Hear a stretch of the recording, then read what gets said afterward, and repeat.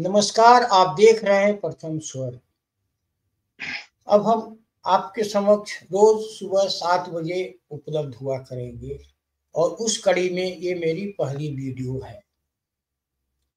चूंकि कल दिल्ली ने एक चार्जशीट आम आदमी पार्टी सरकार के विरुद्ध उनके 10 साल के शासन पर लाया है, जिसको उस चार्जशीट को विमोचन करने पूर्व केंद्रीय मंत्री बीजेपी के तेज तर्रार नेता अनुराग ठाकुर पहुंचे थे और वो और भाजपा के तमाम विधायक वगैरह मिलकर चार्जशीट को पेश किए।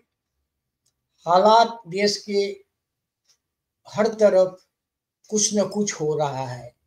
एक तरफ कांग्रेस में अंदर खाने रोज एक नई खबर उड़ के आती है और हम लोग उड़ते हुए खबरों पे को उड़ाने में तो मदद नहीं करते, लेकिन खबरों के तह तक पहुंचने की हमारी कोशिश होती है और जब हमें लगता है कि ये खबर तर्कसंगत है तभी हम लेकर आते हैं। मसलन बिहार में एक खबर चला दी गई, नीतीश कुमार पलटी मारेंगे। अरे भाई, एक सोर्स कोई नहीं है, लेकिन जिस कॉन्फिडेंस के साथ मीडिया में बात की जा रही है वो आश्चर्यजनक है। और आज हम लोग विशेष तौर पर बात करने जा रहे हैं श्रीमान कट्टर ईमानदार की, श्रीमान 38 किलो के केजरीवाल की, जो 10 साल पहले और 11 साल पहले हम लोगों ने जिस केजरीवाल को देखा था और 2024 का केजरीवाल में बहुत ही व्यापक परिवर्तन आया है। और इन तमाम परिवर्तन पर और विशेषकर आज चार्जशीट जारी हुआ और चार्जशीट के बाद के साथ साथ चार्जशीट में तो इतने सारे मुद्दे हैं कि इनके दो विषय को लेकर हम आपके समक्ष अभी रोज आया करेंगे। और आज हम लोग विशेष रूप से जमुना के प्रदूषण और जमुना के बदहाली पे और उसके साथ एक महिला सम्मान राशि देने का फॉर्म भरवाया जा रहा है आम आदमी पार्टी के द्वारा। इन सब पर तमाम पर बात करने के लिए हमारे साथ जुड़ चुके हैं पटना से प्रशांत सिंह, राजनीतिक विश्लेषक। प्रशांत जी, आपका स्वागत है। सर धन्यवाद। सभी लोगों को नमस्कार। सर, आपसे मैं पहली बात कि चार्जशीट आपने भी देखा होगा और आपकी चूंकि पैनी निगाह रहती है इन चीजों पर, तो मैं आपसे जो चार्जशीट देख रहे हैं जिसमें कि जो आज पेश किया गया है भाजपा के द्वारा, दिल्ली सरकार हुई कंगाल, आप विधायक माला माल और शीश महल में केजरीवाल, ये 3 थीम लाइन के साथ चार्जशीट जारी की है और भाजपा का एक स्टेबल स्लोगन चल रहा है, अब नहीं सहेंगे बदल के रहेंगे। मैं आपसे पहली प्रतिक्रिया आपसे लेना चाहूंगा। जी प्रशांत जी। जी सही बात है सर। भाजपा ने जो चार्जशीट की एक लंबी फहरिस्त आज जारी किया है और उसमें अनगिनत समस्याओं को बताया है जो 10 साल में केजरीवाल ने दिल्ली को किस तरह से बर्बाद किया है और बहुत सिलसिलेवार ढंग से और बहुत ही प्रामाणिक रूप से उसको प्रस्तुत किया है जनता के सामने। तो उतनी सारी समस्याओं को तो हम लोग इतने कम समय में बोल भी नहीं सकते हैं, लेकिन एक तरह से उसने एक आम आदमी पार्टी की सरकार को आईना भी दिखाया है और दूसरी ओर दिल्ली की जनता को ये बताया है कि जिस पर आप लोगों ने इतना ज्यादा भरोसा किया और 70 में से 67 सीटें एक बार उसको दी गई, एक बार दूसरी बार में 70 में से 62 सीटें वो जीत कर आए जी। और इसके बाद दिल्ली की जनता को ऐसा चूना लगाया कि जिसका कोई मिसाल नहीं है कहीं और अन्य प्रदेशों में। हम लोग बहुत सारी चीजें हैं, जैसे जमुना को सफाई केजरीवाल ने 2 बार 3 बार से ज्यादा बार रिपीट किया था कि हम अगली इतने वर्षों में इसको करके दिखाएंगे और वहां डुबकी लगा कर दिखाएंगे, और वो आज तक नहीं हो पाया। तो ये चीजें हैं। इसके अलावा कहते थे कि 2 रूम में रहेंगे, लेकिन 8 बंगलों को तोड़कर शीश महल बना लिया 52 करोड़ का। तो ये चीजें हैं। और बिल्कुल जैसे डीटीसी को तहस नहस कर दिया। दिल्ली की जो ट्रांसपोर्ट सिस्टम का बैकबोन है, जो रीढ़ है, उसको तहस नहस कर दिया, उसके एम्प्लॉइज को बर्बाद कर दिया, रोजगार को खत्म कर दिया। इसके बाद दिल्ली जल बोर्ड को इतना ये कर दिया कि वहां प्रदूषित जल आ रहा है लोगों के घरों में, और टॉक्सिक जल आ रहा है। इसके अलावा दिल्ली में पोल्यूशन इतना ज्यादा है कि 50 सिगरेट पीने के बराबर, एक दिन में 50 सिगरेट पीने के बराबर दिल्ली का पोल्यूशन लेवल पहुंच गया है। कूड़ा का पहाड़ इतना हो गया है कि वो अपने आप में एक अभूतपूर्व है। कूड़ा निष्पादन नहीं हो पा रहा है। मतलब किसी तरह का कहा जाए कि कोई काम दिल्ली में हो रहा है तो ऐसा हो ही नहीं रहा है। एकदम सरकार और सरकारी तंत्र दिल्ली का पूरी तरह पैरालाइज्ड है, एकदम जैसे लकवा मार गया है। उस स्थिति में दिल्ली सरकार का कार्यकलाप पहुंच गया है। इसके अलावा नागरिक सुविधाओं का अभाव जिस भयंकर रूप से देखने को मिलता है, चाहे संगम विहार हो, किराड़ी हो, बुराड़ी हो, अनगिनत जगहों पर, तो ये स्थिति है। और मतलब रोड सड़कों की स्थिति खराब है। बरसात होता है तो ड्रेनेज सिस्टम इतना कोलैप्स कर जाता है, चोक कर जाता है कि पूरी दिल्ली में पानी पानी हो जाता है। मतलब हर मोर्चे पर इस सरकार बहुत ही बुरी तरह विफल हुई है। और इसका नतीजा ये है कि जो जितने पब्लिक ओपिनियन, पब्लिक सर्वे आ रहे हैं, उसमें साफ साफ लोगों ने बोलना शुरू कर दिया है कि अब की तो गए केजरीवाल। और इसका एक चीज और इसको देखने को आ रहा है कि इसके बाद केजरीवाल ने डिस्परेट होकर, मतलब एकदम डिस्परेट होकर, किसी तरह येन केन प्रकरण झूठ बोलकर, ढोंग रचकर, स्टंट करके वोट लेने की कैसे कोशिश की जाती है उस पर उतर आए हैं। न कोई सरकारी नोटिफिकेशन, न कोई सरकार का ऑथेंटिकेशन, और उसके बाद फॉर्म भरवाए जा रहे हैं कि 2100 रुपया महिला सम्मान निधि दी जाएगी, सम्मान योजना दी जाएगी, बुजुर्गों को संजीवनी योजना के तहत चिकित्सा दिया जाएगा। भाई इसका तो कोई सरकारी नोटिफिकेशन नहीं है।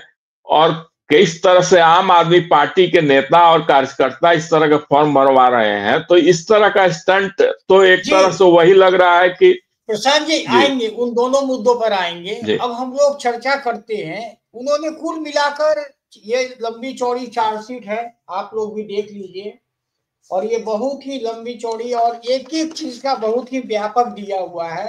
और इसके हम लोग चाहें तो हर पन्ने पर दी हुई एक एक पन्ने के सब्जेक्ट पर हम आधा आधा घंटा का शो कर सकते हैं, तो भी समय कम पड़ेगा।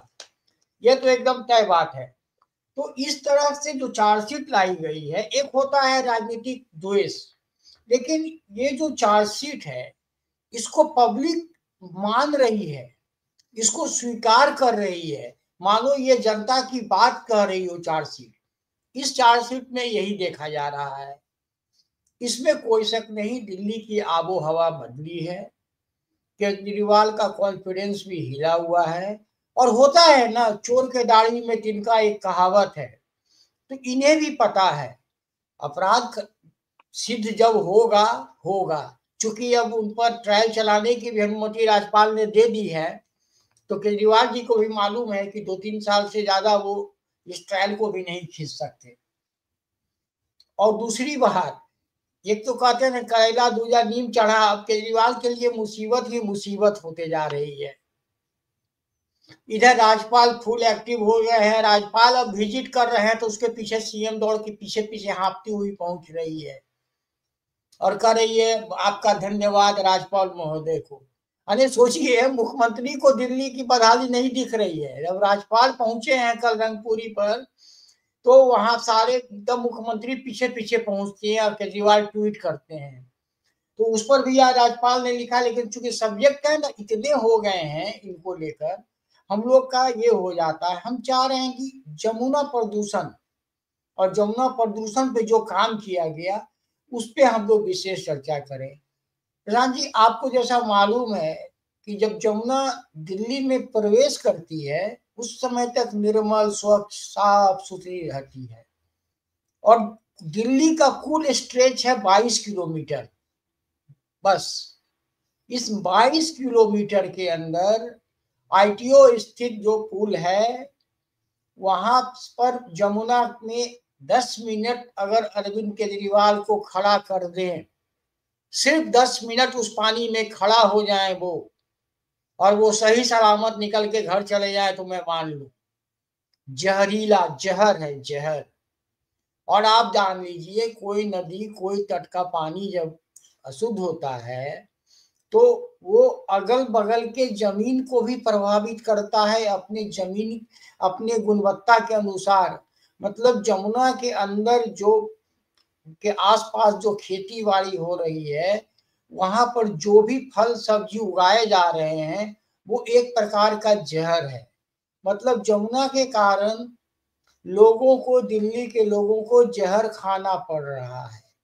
और कालिंदी कुंज बैराज के पास पहुंचते पहुंचते जमुना कैसी फौग वाली और कैसी झागदार है जो छठ के समय हम लोगों ने देखा है। अब आपसे प्रशांत जी, चूंकि इसमें मैं आपको मोटा मोटा आउटलाइन दे दिया, आप इस पर विशेष प्रकाश डालेंगे। इस पर अब तक कुल बताया जा रहा है 8 साढ़े 8 हजार करोड़ रुपया खर्चा हो गया, व्यय किया गया, लेकिन जमुना तो वैसी की वैसी रही। क्या कारण है ऐसे रह जाने का? सर, ये तो जितनी भी योजनाएं हैं उतनी में सब जगह अरविंद केजरीवाल अपने लिए भ्रष्टाचार का स्कोप खोजते हैं। और निश्चित रूप से 8,000 करोड़ या 8,500 करोड़ जो भी खर्च इन्होंने किए हैं वो निश्चित रूप से उसमें भ्रष्टाचार हुआ है। तभी तो जमुना में आज भी स्थिति ये है कि 3,000 मिलियन गैलन से अधिक सीवेज प्रवाहित होता है जमुना नदी में। यानी किसी भी सीवेज का ट्रीटमेंट प्लांट लगा नहीं, या लगा है तो काम नहीं कर रहा है।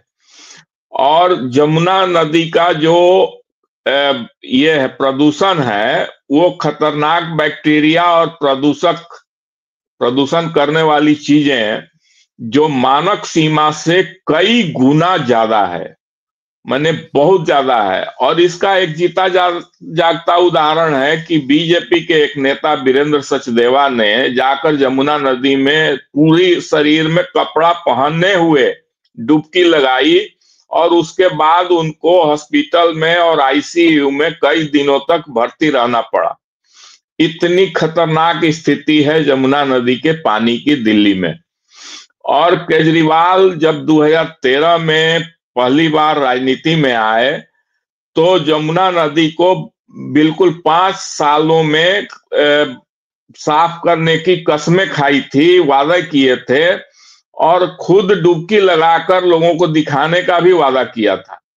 उसके बाद वो कुछ नहीं हुआ। फिर अगले 5 साल में यानी 2020 तक बोले कि हम पूरी तरह उसको सफाई करके दिखा देंगे, वो भी नहीं हुआ। 2025 तक फिर बोले कि हो जाएगा और 2025 भी आ गया, लेकिन अभी तक जहां के तहां है खड़ा।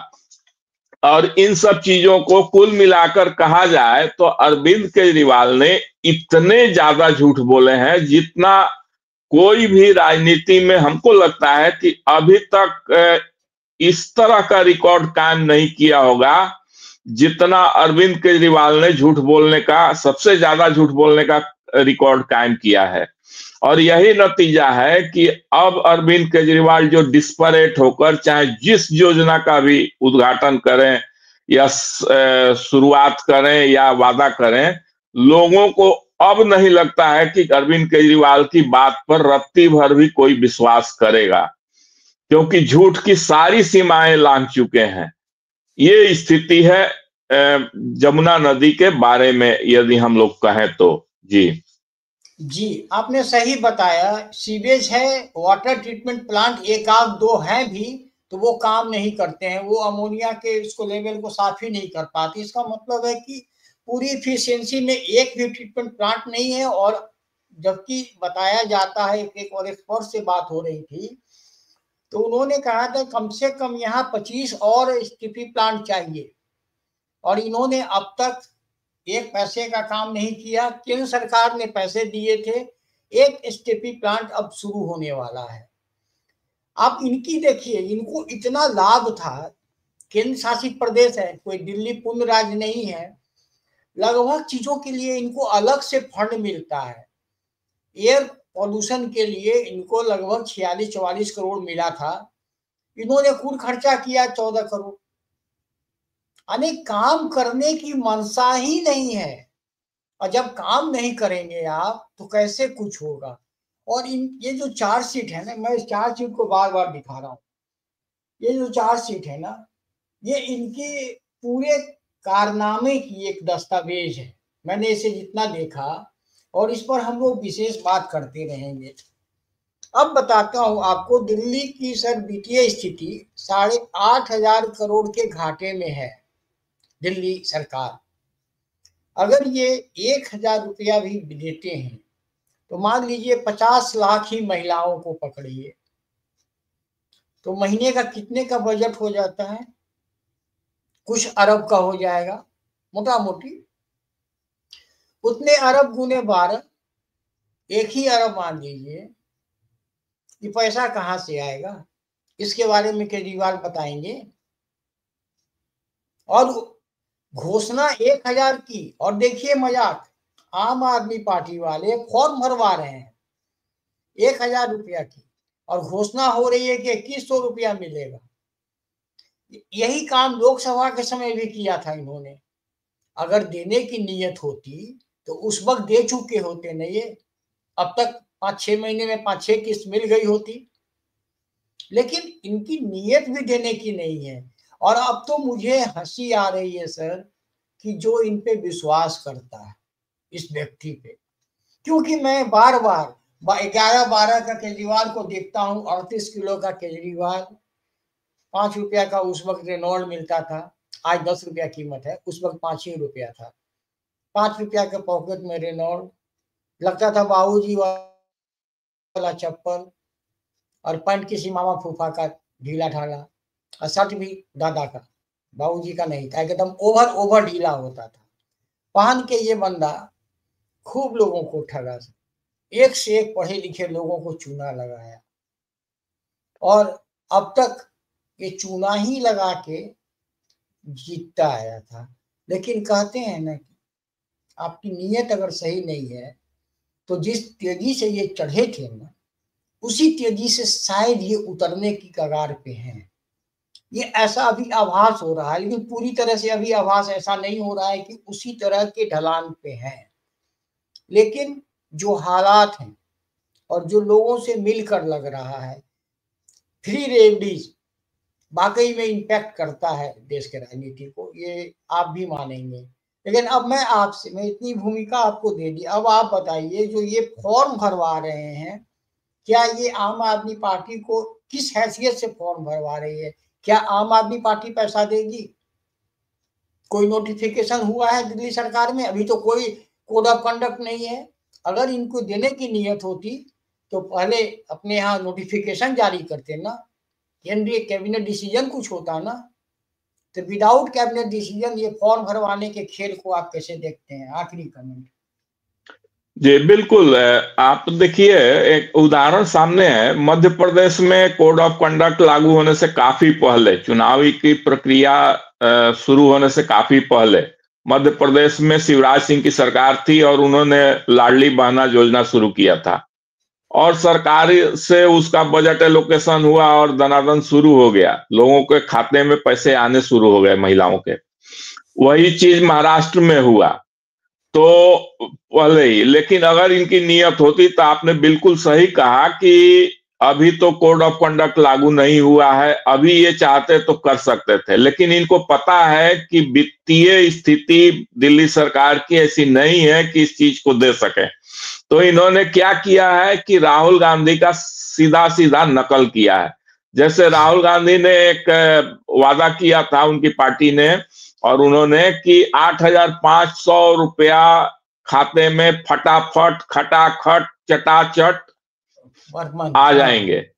जी, तो ये खटाखट फटाफट चटाचट वाली जो थ्योरी है, उसका कॉपी ये एक तरह से कर रहे हैं केजरीवाल। एक स्टंट इन्होंने भी ठीक राहुल गांधी की तर्ज पर इन्होंने शुरू किया है। कोई सरकार की मंजूरी नहीं, कोई ऑथेंटिकेशन नहीं, कोई बजट में प्रावधान नहीं और कोई नोटिफिकेशन नहीं। ये पार्टी के स्तर से शुरू किया है जिसका कोई महत्व ही नहीं है, लेकिन इनको लगता है कि लोगों की आंखों में धूल झोंक कर हम वोट प्राप्त कर लेंगे। और आपने एक चीज और बता ही दिया कि 1000 रुपए का फॉर्म भरवाया जा रहा है और मुंह से घोषणा किया जा रहा है 2100 रुपया का। इतना ज्यादा विरोधाभास, इतना ज्यादा फ्रॉड चीजें अभी ही सामने आ रही हैं, तो स्पष्ट है कि इनका नियत क्या है ये सारे लोगों को पता चल रहा है। तो वही चीज है कि अब इतनी ज्यादा ये झूठ बोल चुके हैं कि अब एक और झूठ पर लोगों को अब यकीन करना मुश्किल हो गया है, और हमको नहीं लगता है कि अब कोई भी व्यक्ति इनकी किसी भी बात पर यकीन करेगा। जी, आपने बहुत सही कहा और ऐसा ही हमें भी लग रहा है। लेकिन क्या है ना कि फ्री का ये बीज, अब यदि बीजेपी भी 200 यूनिट बिजली और पानी तो खैर मिलना भी चाहिए फ्री, मैं भी उसका हिमायती हूँ, लेकिन ये फ्री देते हैं, झुग्गियों में भी बिल आ रहे हैं। अब चुनाव का समय आ रहा है ना, अब हर जगह का बिल कम आएगा। ये क्या मैजिक होता है केजरीवाल का, अब हर आदमी का बिल कम आएगा चुनाव तक, और चुनाव के बाद वही पब्लिक दौड़ के जाता है बिजली ऑफिस में। हमको याद है सर कोविड काल में कि जब 3 महीने के लिए बिल नहीं आया था और 3 महीने के बाद सीधे मेरा खुद का बिल आया था 40,000 से ऊपर। जब मैं बिजली ऑफिस पहुंचा तो मेरे जैसे 200 आदमी वहां पहुंचे हुए थे। सबने कहा कि जीवन में इतना बिल नहीं आया और किसी की कोई सुनवाई नहीं हुई। तो ये व्यक्ति कहां से पैसे खाने हैं और कहां से कमाने हैं, उसका तो ये एक्सपर्ट है। इन्हीं बातों के साथ आज हम 2 मुद्दों पर बात किए हैं। हम लोग फिर आपसे जब कल सुबह 7 बजे मिलेंगे तो आपसे पुनः बात होगी।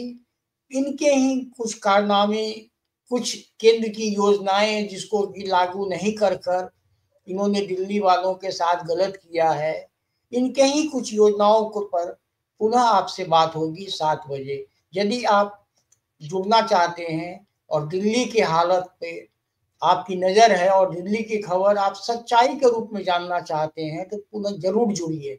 चूंकि नेशनल मीडिया केजरीवाल के खिलाफ कोई खबर नहीं दिखाएगा, नहीं तो जिस तरह की गंदगी और कुएं और नाली टूटे हुए और बस बस करती हुए, यानी क्या बताऊं, सालों भर गीली रहने वाली सड़कें लोगों को कितनी परेशान करती है। लेकिन ये देश का राष्ट्रीय मीडिया के किसी कैमरा को उस गली का पता नहीं मिलता, क्योंकि केजरीवाल के विज्ञापन के बोझ तले वो दबे हैं, वो कंपनी उनके मालिकान दबे हैं, वो उनके खिलाफ खबर नहीं दिखा सकते। अगर वो सच्चाई दिखाते होते तो अरविंद केजरीवाल का नाम लेने वाला कम से कम और जगह तो कोई और नहीं होता।